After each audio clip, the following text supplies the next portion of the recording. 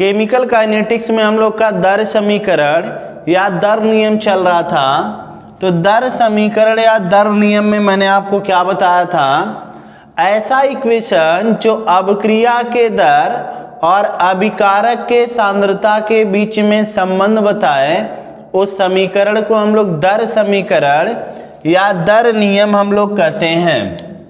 मान लीजिए कोई रिएक्शन हो रहा है, वहां पे ए और बी रिएक्ट करके कोई प्रोडक्ट बना रहा है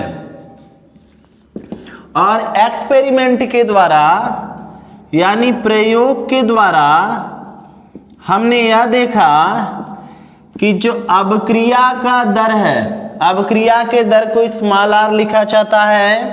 हमने एक्सपेरिमेंट के द्वारा यह देखा कि जो अभिक्रिया का दर है वह A के सांद्रता के 2 घात पे और B के सांद्रता के 1 घात पर निर्भर करता है।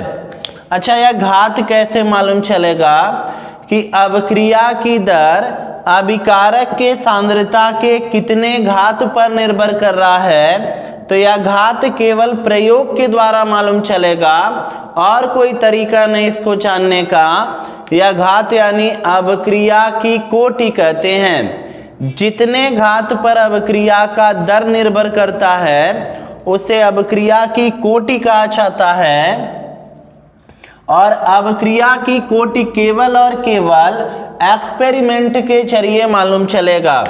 तो प्रयोग करने पे यह मालूम चला कि अभिक्रिया की जो दर है वह A के सांद्रता के 2 घात पे और B के सांद्रता के 1 घात पर निर्भर करता है। हमने अनुक्रमानुपात का चिन्ह हटाया, एक कांस्टेंट आ गया और इस कांस्टेंट का नाम होता है वेग स्थिरांक या दर स्थिरांक, जो आज का हम लोग का टॉपिक होगा। और इस समीकरण का नाम वेग समीकरण या वेग नियम होता है। इसी को हमने दर समीकरण कहा था। अगर कोई पूछे A के सापेक्ष अपक्रिया की कोटि तो 2 होगा, B के सापेक्ष अपक्रिया की कोटि तो 1 होगा और कोई कुल अपक्रिया की कोटि पूछे तो 3 होगा। किसी भी अभिक्रिया का जो दर होगा वह अभिकारक के सांद्रता के जितने घात पे निर्भर करेगा उसे अभिक्रिया की कोटि कहेंगे। तो A के सापेक्ष कोटि 2 होगा, B के सापेक्ष कोटि 1 होगा और कुल अभिक्रिया का कोटि 3 होगा। यहाँ पे हमने अनुक्रम अनुपात हटाने के बाद जो कांस्टेंट लाया उस कांस्टेंट का नाम होगा वेग स्थिरांक या दर स्थिरांक, जो आज का हम लोग का टॉपिक होगा। तो आप हेडिंग बना लेंगे वेग स्थिरांक अथवा दर स्थिरांक, और इसी को अंग्रेजी में हम लोग वेलोसिटी कांस्टेंट या रेट कांस्टेंट कहते हैं। तो आज का हम लोग का टॉपिक होगा वेलोसिटी कांस्टेंट। वेलोसिटी कांस्टेंट को हम लोग हिंदी में वेग स्थिरांक या इसी वेग स्थिरांक का एक नाम और होता है रेट कांस्टेंट या दर स्थिरांक। तो आज का हम लोग का टॉपिक है वेलोसिटी कांस्टेंट और इसी वेलोसिटी कांस्टेंट को हम लोग रेट कांस्टेंट भी कहते हैं और इसको K से हम लोग निरूपित करेंगे। तो हम लोग को जानना कि वेलोसिटी कांस्टेंट क्या होता है या रेट कांस्टेंट क्या होता है, यानी वेग स्थिरांक या दर स्थिरांक क्या होगा। तो चले इसको समझा जाए। हमारे पास एक रिएक्शन है जिस अभिक्रिया में A कन्वर्ट हो रहा है प्रोडक्ट में। हमारे पास कोई अभिक्रिया है और इस अभिक्रिया में A कोई अभिकारक है जो उत्पाद में बदल रहा है। हमने प्रयोग के द्वारा यह देखा प्रयोग के द्वारा हमने यह देखा कि अभिक्रिया का जो दर है वह A के सांद्रता के n घात पे निर्भर कर रहा है, जहाँ n का मान अलग अलग अपक्रिया के लिए अलग अलग होगा। या कोई रिएक्शन है जहाँ पे A प्रोडक्ट में चेंज हो रहा है। हमने एक्सपेरिमेंट के द्वारा यह जाना कि जो अभिक्रिया का दर है वह A के सांद्रता के n घात पे निर्भर कर रहा है।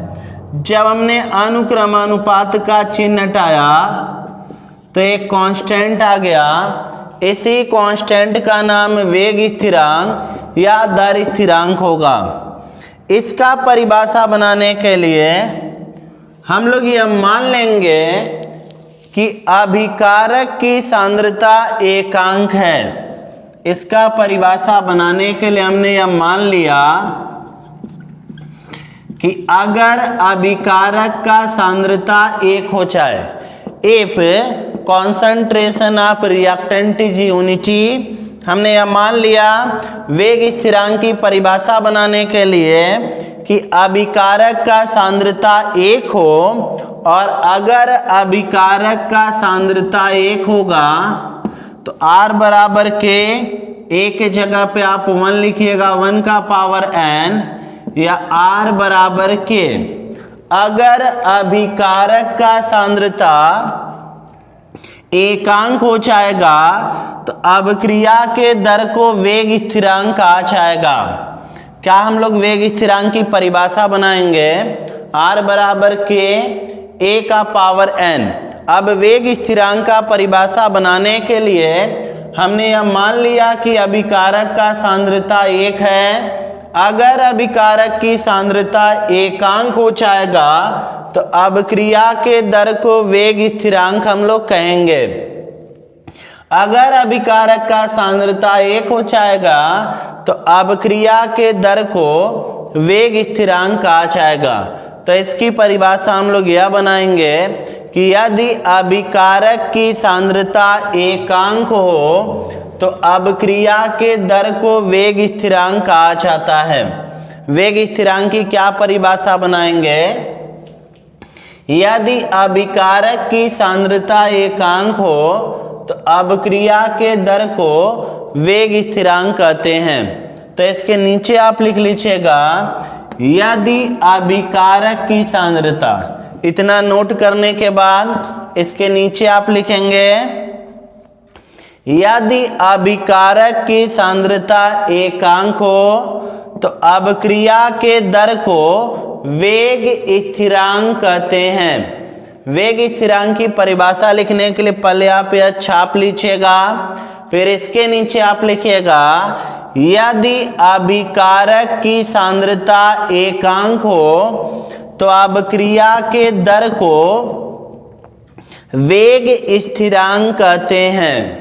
यदि अभिकारक की सांद्रता एकांक हो तो अभिक्रिया के दर को वेग स्थिरांक कहते हैं। दोबारा आप सुनिएगा, हमने एक रिएक्शन मान लिया जहाँ पे A प्रोडक्ट में चेंज हो रहा, A कोई अभिकारक है जो प्रोडक्ट में चेंज हो रहा है। एक्सपेरिमेंट के द्वारा यह मालूम चला कि अभिक्रिया का दर A के सांद्रता के n घात के अनुक्रमानुपाती, अनुक्रमानुपात का चिन्ह हटा तो एक कांस्टेंट आया। इस कांस्टेंट का नाम वेग स्थिरांक या फिर दर स्थिरांक होगा। इसकी परिभाषा बनाने के लिए हमने यह मान लिया कि अभिकारक का सांद्रता 1 हो। अगर अभिकारक का सांद्रता 1 होगा तो अभिक्रिया के दर को वेग स्थिरांक कहेंगे। इसका जरा आप मात्रक देखिए, इसका जो मात्रक होता है वह बोर्ड एग्जाम में बहुत इंपॉर्टेंट है। पूछ लेगा कि शून्य कोटि के अपक्रिया के लिए वेग स्थिरांक का मात्रक बताओ, प्रथम कोटि की अपक्रिया के लिए या किसी भी कोटि की अपक्रिया के लिए वेग स्थिरांक का मात्रक पूछेगा, और यह बोर्ड एग्जाम में बड़ा इंपॉर्टेंट है। तो यहाँ पे देखिए क्या आया, R बराबर के A का पावर n। n क्या होता है? तो किसी भी अभिक्रिया का दर जो होता है वह अभिकारक के सांद्रता के जितने घात पे निर्भर करता है उसे अभिक्रिया की कोटि कहते हैं, ऑर्डर ऑफ रिएक्शन। एन क्या होगा? किसी भी अभिक्रिया का जो दर होगा वह अभिकारक के सांद्रता के जितने घात पे निर्भर करेगा उसे अभिक्रिया की कोटि कहेंगे। मान लीजिए कहेगा शून्य कोटि के अभिक्रिया के लिए वेग स्थिरांक का मात्रक बताइए, n का मान 0 रखिएगा। प्रथम कोटि की अभिक्रिया के लिए वेग स्थिरांक का मात्रक बताइए, n का मान 1 रखिएगा। द्वितीय कोटि की अभिक्रिया के लिए वेग स्थिरांक का मात्रक बताइए, n का मान 2 रखिएगा। तृतीय कोटि की अभिक्रिया के लिए वेग स्थिरांक का मात्रक बताइए, n का मान 3 रखिएगा। तो चलिए पहले वेग स्थिरांक का मात्रक निकाल लिया जाए। r यानी अभिक्रिया के दर का मात्रक होता है मोल लीटर का पावर -1 और सेकंड का पावर -1। के का मात्रक पूछा और अभिकारक के सांद्रता का मात्रक होता है मोल पर लीटर और इसका पावर n है। तो के का यहां से मात्रक आ गया या मोल हो गया, लीटर का यहां गुणा होगा तो लीटर का पावर n है। तो चले पहले एक बार मैं लिख देता हूं, लीटर का पावर -1, सेकंड का पावर -1 और हम लोग डिवाइड करेंगे मोल पर लीटर का पावर n। हमने डिवाइड कर दिया। r का मात्रक अभिक्रिया के दर का मात्रक mole litre inverse 1 second inverse 1। के का मात्रक निकालना था और अभिकारक के सांद्रता का मात्रक मोल पर लीटर पावर n था, हमने n लगाया। इसको इधर बेच के हमने भाग कर दिया। तो आप देखिएगा वेग स्थिरांक का क्या मात्रक निकल के आएगा। यहां से के बराबर मोल हो गया लीटर का पावर -1, सेकंड का पावर -1 और हमने नीचे भाग किया था मोल पर लीटर के पावर n से, वही हमने यहाँ लिख दिया। हाई मोल ऊपर जाएगा, यहाँ मोल का पावर 1 है तो मोल का पावर 1 - n या लीटर ऊपर जाएगा, लीटर का पावर n-1 सेकेंड इनवर्स 1। इसको आप रट्टा मार लीजिएगा। या वेग स्थिरांक का मात्रक हो गया मोल का पावर 1 - n लीटर का पावर n-1 सेकेंड इनवर्स 1 हो गया। या वेग स्थिरांक का मात्रक हो गया जिस भी अभिक्रिया के लिए वेग स्थिरांक का मात्रक पूछेगा आप n का मान रखिएगा। जैसे क्वेश्चन में आ गया शून्य कोटि की अभिक्रिया के लिए वेग स्थिरांक का मात्रक बताओ, n का मान 0 रख देना तो आएगा मोल लीटर का पावर -1 सेकंड का पावर -1 आएगा। क्वेश्चन में कहा प्रथम कोटि की अभिक्रिया के लिए वेग स्थिरांक का मात्रक बताओ, n का मान 1 रख देना, इसका भी पावर 0 हो जाएगा, इसका भी पावर 0 और पावर 0 माने 1 होगा। तो प्रथम कोटि की अभिक्रिया के लिए वेग स्थिरांक का मात्रक आएगा सेकेंड इनवर्स 1। तो जिस भी कोटि की अभिक्रिया के लिए वेग स्थिरांक का मात्रक पूछेगा आप n का वह मान रखिएगा। का द्वितीय कोटि के लिए बताए n का मान 2 रख देना तो आ जाएगा मोल का पावर -1, यहाँ 2 रखने पे लीटर और सेकंड इनवर्स 1 हो जाएगा। तो वेग स्थिरांक का मात्रक आप याद करिएगा मोल का पावर 1 - n लीटर का पावर n-1 सेकंड इनवर्स 1। और जिस भी कोटि की अभिक्रिया के लिए वेग स्थिरांक का मात्रक पूछेगा आप n का वह मान रखिएगा। दोबारा आप सुनेंगे, हमने एक रिएक्शन मान लिया जहां पे A कन्वर्ट हो रहा था प्रोडक्ट में। प्रयोग द्वारा यह मालूम चला कि अभिक्रिया का दर A के सांद्रता के n घात पे निर्भर करता है और किसी भी अभिक्रिया का दर अभिकारक के सांद्रता के जितने घात पे निर्भर करता है उसे अभिक्रिया की कोटि कहते हैं। अनुक्रमानुपात हटाए, कांस्टेंट आए, इस कांस्टेंट का नाम वेग स्थिरांक। इसका परिभाषा बनाने के लिए हमने यह मान लिया कि अभिकारक का सांद्रता 1 हो जाए। अगर अभिकारक का सांद्रता 1 हो जाएगा तो अभिक्रिया के दर को वेग स्थिरांक कहेंगे। के का हमने मात्रक निकाला, कैसे निकाला? R बराबर के A का पावर n। R अभिक्रिया का दर, इसका मात्रक होगा मोल, लीटर का पावर -1, सेकंड का पावर -1। के का मात्रक पूछा था और A अभिकारक का सांद्रता, इसका मात्रक होगा मोल पर लीटर का पावर n होगा। सॉल्व करने पर वेग स्थिरांक का मात्रक आ गया मोल का पावर 1 - n, लीटर का पावर n-1, सेकंड इनवर्स 1 हो गया। तो इसको आप मात्रक को छाप के रट्टा मार लेंगे, यह बोर्ड एग्जाम के लिए बेहद इंपॉर्टेंट है। अब हम लोग वेग स्थिरांक के कुछ क्वेश्चन लगा लिए जाएं। वेग स्थिरांक का पहला क्वेश्चन मैंने बोर्ड पे लिख दिया है। क्या है यह क्वेश्चन? तो कह रहा किसी अभिक्रिया का वेग स्थिरांक 5 × 10⁻², लीटर का पावर 2, मोल का पावर -2 और सेकंड का पावर -1 है। अभिक्रिया की कोटि बताइए। क्या है पहला क्वेश्चन? तो किसी अभिक्रिया के वेग स्थिरांक का मान दिया है और पूछा अभिक्रिया की कोटि। अब यह क्वेश्चन कैसे लगेगा? बेहद सिंपल यह क्वेश्चन है। आप वेग स्थिरांक का मात्रक देखकर अभिक्रिया की कोटि बता सकते हैं। एक इस क्वेश्चन में वेग स्थिरांक का मान क्वेश्चन में दिया है, अभिक्रिया की कोटि पूछा है। तो किसी भी क्वेश्चन में आप वेग स्थिरांक का मात्रक देखकर अभिक्रिया की कोटि बता सकते हैं। तो चले भाई, बताया जाए यूनिट ऑफ वेलोसिटी कांस्टेंट यानी वेग स्थिरांक का मात्रक क्या होता? वेग स्थिरांक का मात्रक मोल का पावर 1 - 1, लीटर का पावर n-1 और सेकंड इनवर्स 1 होता है। और इस क्वेश्चन में वेग स्थिरांक का मात्रक दिया लीटर का पावर 2, मोल का पावर -2, सेकंड इनवर्स 1 दिया।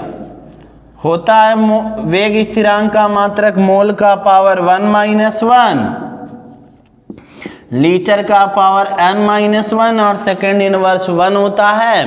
और क्वेश्चन में वेग स्थिरांक का मात्रक दिया लीटर का पावर 2, मोल का पावर -2, सेकंड का पावर -1।